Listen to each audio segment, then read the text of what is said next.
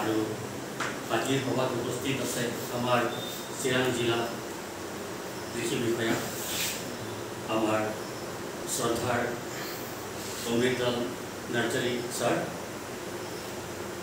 আৰু আমাৰ ইয়াত উপস্থিত আছে নিলজিত এডিঅ' আমাৰ ফুলবাৰী এডিঅ' আৰু এডিঅ' ইনচাৰ্জ আৰু আমাৰ এছিষ্টেণ্ট ইনস্পেক্টৰসকল আৰু AE-সকল মোৰ বন্ধুসকল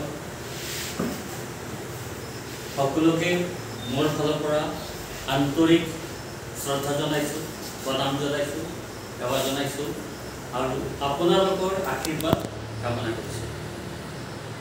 আপোনালোকৰ আশীৰ্বাদ লৈয়ে আজিৰ দিনটোত মই সুস্থ হ'বলৈ মোৰ চাকৰিৰ দায়িত্ব সম্পূৰ্ণ কৰিব পাৰিছোঁ। এয়া আপোনালোকৰ আশীৰ্বাদ আৰু ভগৱানৰ আশীৰ্বাদ। মই এটা কথা বিশ্বাস কৰোঁ, এইটো বিবেকানন্দৰ কথা, service to man, service to God. আমি যদি মানুহক সেৱা কৰোঁ, তেওঁ ভগৱানক সেৱা কৰা। এই আমি মানুহক ভালকৈ সেৱা কৰিব লাগে, যাৰ যিটো ছেক্টৰত যেনেকৈ পাৰে।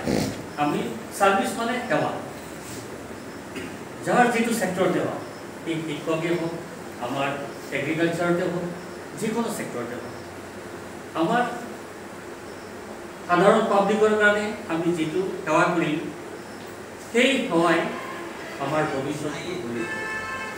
আমি যিমান পাৰফেক্টলি কৰিম, আমাৰ ভৱিষ্যতটো গঢ়ি দিব।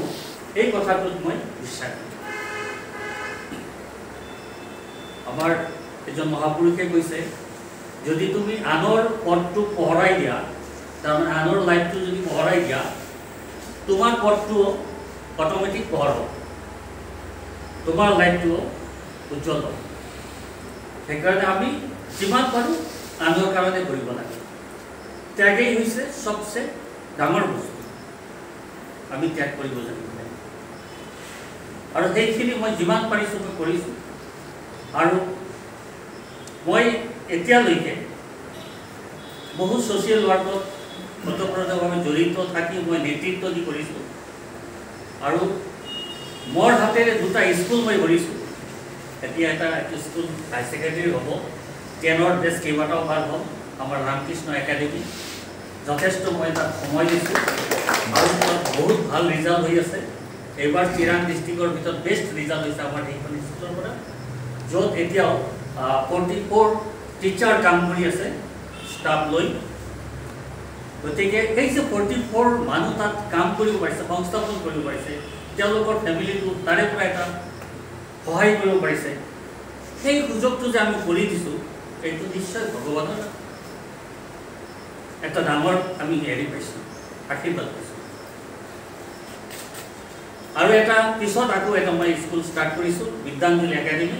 তেওঁ এতিয়া 5টা ক্লাছ হৈছে, 6লৈকে হৈছে। তাতো এতিয়া 12জন মানুহ কাম কৰে, টিচাৰ, বিভিন্ন ষ্টাফ। গতিকে এই যে এইখিনি আমি কৰিছোঁ, এইটো কিন্তু ছ'চাইটিৰ ডেভেলপমেণ্ট হৈছে, ছ'চাইটিৰ বাবে কিবা এটা দিছোঁ। আমাৰ এডুকেশ্যন ছিষ্টেমটোক অলপ ভাল কৰিব চেষ্টা কৰিছোঁ, কাৰণ এডুকেশ্যনে হৈছে মেইন বস্তু সমাজত। এডুকেশ্যন যেতিয়া ভাল হ'ব, সমাজত কেতিয়াও অশান্তি নাথাকে আৰু মানুহ বহুত পাৰফেক্ট হ'ব। এডুকেশ্যন ঠিক নহ'লে মানুহ পাৰফেক্ট হ'ব নোৱাৰে। সেইকাৰণে সেই বস্তুটো মই লক্ষ্য ৰাখি এই এটা কাম কৰিছোঁ। তাৰোপৰি আপোনালোকেও কৰক, কিছু মানুহৰ কাৰণে কাম কৰক। যেনেকুৱা মই এতিয়াও কৰোঁ, ঠাণ্ডাৰ ছিজনত বহুত গৰীব মানুহক ঠাণ্ডাৰ কাৰণে আমি কম্বল পাৰিলে কিনি পেলাই ডিষ্ট্ৰিবিউশ্যন কৰি দিছোঁ। এতিয়া স্বামীজীৰ মই বিশেষকৈ বিবেকানন্দৰ আদৰ্শ বা বিবেকানন্দ গুৰু হিচাপত মানুহ। তেওঁৰ জন্মদিনত 12 জানুৱাৰী মই এই কামটো প্ৰায়ে কৰোঁ আৰু যিমান দিন মই জীয়াই থাকিম ভাবিছোঁ মই এনেকৈ মানুহক যিমান কৰাৰ কাৰণে মই আগবাঢ়ি যাম। আৰু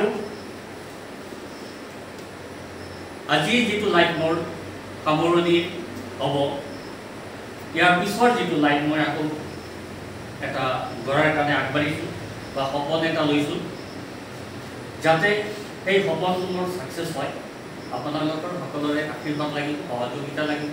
মই পিছত এই সম্পৰ্কত আপোনালোকক পাৰিলে আহিম, কেতিয়াবা কম। আৰু যদি ভগৱানে বিচাৰে সকলো কাম ভগৱানৰ ওপৰত নিৰ্ভৰ কৰে। আমি ক'লে নহ'ব, এই আকাশতে থকাজনে লিখে কপালৰ লিখন এটা গান আছে ভাইট ফিল্মৰ। গতিকে আকাশত থকা যিজন আছে তেখেতে হয়তো কি লিখিছে মোৰ ভাগ্যত মই নাজানো, যি লিখিছে সেয়া হৈ যাব। এইখিনিকে কৈ সকলোৰে সুস্বাস্থ্য কামনা কৰিছোঁ। আৰু এটা মই কথা কওঁ, সকলোৱে স্বাস্থ্যৰ প্ৰতি প্ৰথম গুৰুত্ব দিব দেই। আমাৰ কামটো কৰিবই লাগিব, লাইফৰ এইটো কামটো আমাৰ গতানুগতিক, কিন্তু স্বাস্থ্যটো সদায় মেইনটেইন কৰিব, খোৱা লোৱা টোপনি দিয়া আৰু যিমান মাইণ্ডটো মন ৰাখিব পাৰে, পিছ ৰাখিব পাৰে, সেইখিনি চেষ্টা কৰিব। সকলোৰে সুস্বাস্থ্য কামনা কৰিছোঁ, সকলোৰে মংগল কামনা কৰিছোঁ ভগৱানৰ ওচৰত। এইখিনি কৈ মই সামৰিছোঁ। ধন্যবাদ।